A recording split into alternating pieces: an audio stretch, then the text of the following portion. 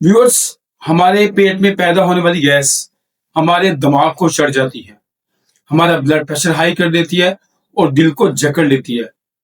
क्या ये बात ठीक है? आज इस पे बात करेंगे। व्यूअर्स, अगर आपको भी हर वक्त पेट फूला हुआ महसूस होता है, खट्टी डकारें आती हैं, सीने में जलन होती है और गैस महसूस होती है और आप समझते हैं कि ये महज एक मामूली गैस है, तो जरा रुकें। अगर ये मसला बार बार हो रहा है तो इसको नजरअंदाज ना करें, बल्कि प्रॉपर इसका हल तलाश करें। व्यूअर्स, एक बात याद रखिएगा कि फ्लैचुलेंस यानी कि गैस का बनना पेट में हर बीमारी की वजह नहीं हो सकती, या हर बीमारी की वजह से महज गैस नहीं हो सकती। सोशल मीडिया पे बेशुमार तरह की मालूमात फैलाई जा रही हैं, जिनमें से मोस्टली दुरुस्त नहीं है। आज हम बात करेंगे कि हमारे पेट में बनने वाली गैस यानी कि फ्लैचुलेंस, इसकी वजह क्या है और हम इसका प्रॉपर हल कैसे निकाल सकते हैं, और इसके मुतालिक क्या क्या गलतफहमियां और मिथ्स मौजूद हैं। तो व्यूअर्स, सबसे पहले ये जानते हैं कि पेट की गैस यानी कि फ्लैचुलेंस आखिर बनती क्यों है।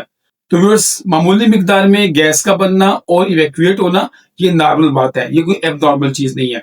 और अगर हम बात करें कि पेट में गैस बनती कैसे है, तो व्यूअर्स, हम जब खुराक खाते हैं तो हमारे पेट के बैक्टीरिया मुख्तलिफ एक्टिविटी परफॉर्म करते हैं। उस एक्टिविटी के नतीजे में केमिकल रिएक्शंस होते हैं, जिसके बायस फिर हमारे पेट में गैस पैदा होती है।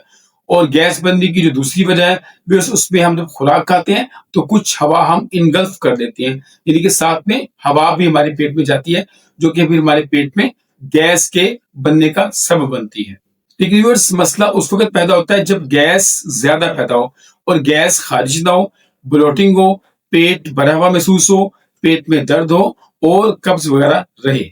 तो व्यूअर्स, आपने अक्सर लोगों को कहते सुना होगा कि गैस मेरे सर को चढ़ गई है, या सर को चढ़ जाती है, ब्लड प्रेशर हाई करती है और दिल को जकड़ लेती है। तो व्यूअर्स, ये महज मिथ है। जो गैस या फ्लैचुलेंस हमारे पेट में बनती है, उसका हमारे दिमाग के साथ बराह रास्त कोई ताल्लुक नहीं है। यानी कि कोई भी ऐसी नाली नहीं है जो गैस को पेट से निकाल कर या पेट से दिमाग तक लेके जाए या दिल तक लेके जाए।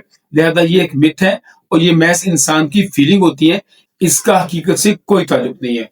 हाँ, इनडायरेक्टली जब इंसान के पेट में डिस्कम्फर्ट होता है, जब इंसान के पेट में गैस एक्सेसिव होती है, तो उसको उसका पेट भरा हुआ और डिस्टेंडेड फील होता है, जिसके बायस फिर उसको यूं महसूस होता है कि शायद वो उसके दिमाग को चढ़ रही है। असल में इंसान को डाइजेस्टिव प्रॉब्लम्स फील होती हैं, रिफ्लक्स यानी कि खुराक का वापस आना फील होता है, सीने में जलन होती है और गैस्ट्रिक डिस्कम्फर्ट्स होती हैं, जिसकी वजह से इंसान स्ट्रेस लेता है और परेशानी फील करता है। और ये स्ट्रेस और परेशानी उसकी क्वालिटी ऑफ लाइफ में असर डाल सकते हैं, जिसकी बिना पर इंसान को फील होता है कि शायद ये मेरे दिमाग को चढ़ गई है। और चूंकि पेट भरा हुआ रहता है, डिस्टेंडेड रहता है, लिहाजा दबाव फील होता है, तो जिससे ये फीलिंग भी आ सकती है कि शायद गैस हमारे दिमाग को चढ़ रही है या गैस ने मेरे सीने को जकड़ लिया है। लेकिन जैसे कि मैंने पहले अर्ज किया कि गैस का हमारे दिमाग में बराह रास्त जाने में कोई वे आउट नहीं है, कोई रास्ता नहीं है। लिहाजा ये महज इंसान की फीलिंग है, हकीकत से इसका कोई ताल्लुक नहीं है। तो वो सब जानते हैं कि किन लोगों में गैस के ज्यादा चांसेस होते हैं। तो कुछ लोगों में आमतौर पे कुछ खास तरह की फूड, कुछ मखसूस खाने फ्लैचुलेंस को बढ़ा देते हैं, जैसे कि लोबिया, गोभी, प्याज या दालें वगैरह। इस तरह की चीजें खाने से बास लोगों में गैस का एलिमेंट बढ़ सकता है। लेकिन ये बात याद रखिएगा कि एक खुराक अगर एक इंसान के लिए फ्लैचुलेंस का बायस बनती है, तो लाजमी नहीं कि वो दूसरे के लिए भी फ्लैचुलेंस का बायस बने। लिहाजा there is no universal truth कि आप कहें कि एक खास खुराक से या कुछ खुराकों से तमाम इंसानों के अंदर ब्लोटिंग या फ्लैचुलेंस यानी कि गैस के मसाइल पैदा हो सकते हैं। लेकिन अगर किसी खास तरह के फूड से आपको अगर ये मसला बार बार होता है, तो आप उस फूड का रिकॉर्ड रखें और आप उससे अवॉइड करें। मेरे कुछ लोग ये भी कहते हैं कि ठंडी चीजें खाने से फ्लैचुलेंस का एलिमेंट बढ़ जाता है, यानी कि गैस का एलिमेंट बढ़ जाता है। तो वह बराह रास्त इस बात का हकीकत से कोई ताल्लुक नहीं है। लेकिन चूंकि ठंडी चीजें खाने से गैस्ट्रिक डिस्कम्फर्ट पैदा हो सकता है, डाइजेशन में डिले हो सकता है, और जिसकी वजह से आपको फीलिंग आ सकती है कि गैस बन सकती है। मगर बराह रास्त ठंडी चीजें खाने से गैस बनने वाला जो कॉन्सेप्ट है वो दुरुस्त नहीं है। व्यूअर्स, कॉन्स्टिपेशन यानी कि कब्ज का भी गैस के साथ गहरा ताल्लुक है। जब प्रॉपर्ली स्टूल पास नहीं होता, आपके जो पेट में अंतड़ियां हैं उनकी मूवमेंट जब स्लो हो जाती है, तो ऑब्वियसली स्टूल प्रॉपर्ली पास नहीं होगा और हमारी अंतड़ियों में ही स्टे करेगा, जिसके वजह से फिर गैस पैदा होगी और ये फिर इंतहाई परेशान कुन कंडीशन पैदा हो सकती है। لہٰذا اگر آپ کو گیس کے ساتھ کانسٹیپیشن کا ایلیمنٹ بھی فیس کرنے کو ملتا ہے تو آپ کانسٹیپیشن یعنی کہ قبض کا علاج کروائیں تو گیس میں خود بخود افاقہ ہو جائے گا. ویورس، ہمارے جسم میں محسوس ہونے والی ہمیں ہر طرح کی جو علامت ہے، جو سمٹم ہے، اس کا تعلق گیس کے ساتھ نہیں ہوتا، اور گیس کا تعلق بھی ہر طرح کی علامت کے ساتھ نہیں ہوتا. لیکن یہ بات بھی حقیقت ہے کہ بعض کا گیس، ایسیڈیٹی، ہارٹ برن، کھٹی ڈکاریں، یہ بیماری اس قدر شدید ہو جاتی ہے کہ ہمیں احساس ہوتا ہے کہ شاید کوئی دل کے مسائل پیدا ہو گئے ہیں. اور بعض کا دل کے مسائل، دل کی پرابلمس اس طرح کی ہوتی ہے کہ ہمیں فیل ہوتا ہے کہ شاید یہ پیٹ سے متعلق ہے، یعنی گیس ہے، ڈسکمفرٹ ہے اور بلوٹنگ ہے. تو لہٰذا سمٹمس کو سمجھنا بڑا امپورٹنٹ ہے اور بیماری کو الگ الگ لے کے چلنا بڑا امپورٹنٹ ہوتا ہے.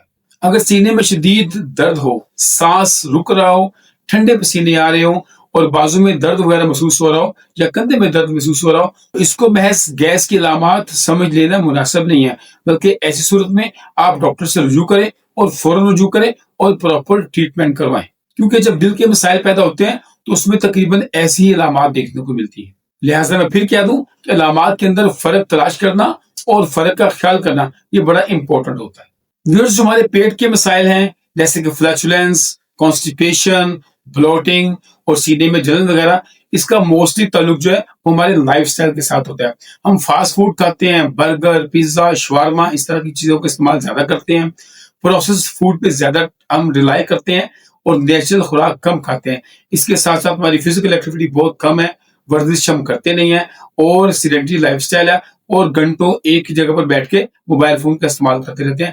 ایسا کرنے سے جو فزیکل ایکٹیویٹی کم ہوگی تو اوبویسلی آپ کی باڈی کے جو انٹرنل آرگنز ہیں، جو انٹیسٹین وغیرہ ہیں، وہ بھی کم متحرک ہوں گے. لہٰذا آپ کا ڈائجسٹو سسٹم ڈسٹرب ہوگا اور پھر گیس پیدا ہوگی، فلیچولینس ہوگی، کانسٹیپیشن ہوگی اور پیٹ کے مختلف مسائل پیدا ہوں گے. لہٰذا اگر آپ ان مسائل کو فیس کر رہے ہیں تو اٹس ویری امپورٹنٹ کہ اپنی فزیکل ایکٹیویٹی کو بڑھائیں، لائف سٹائل میں چینجز لائیں اور قدرتی کھانے اور نیچر کے قریب رہیں.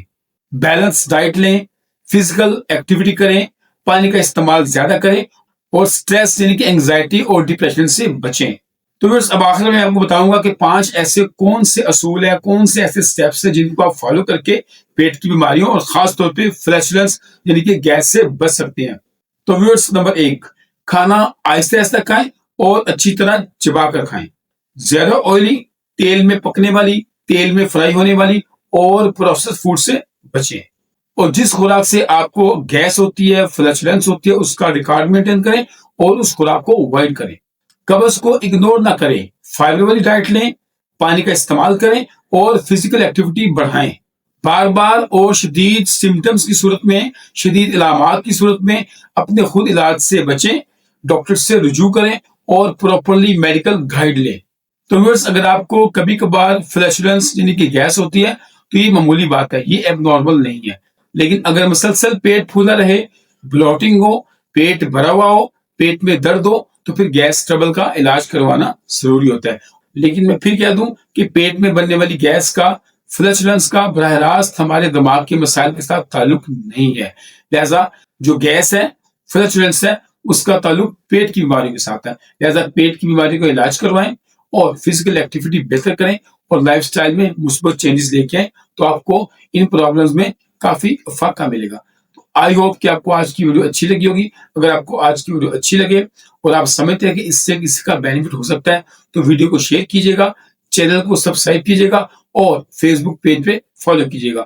دعاؤں میں یاد رکھیے گا. السلام علیکم.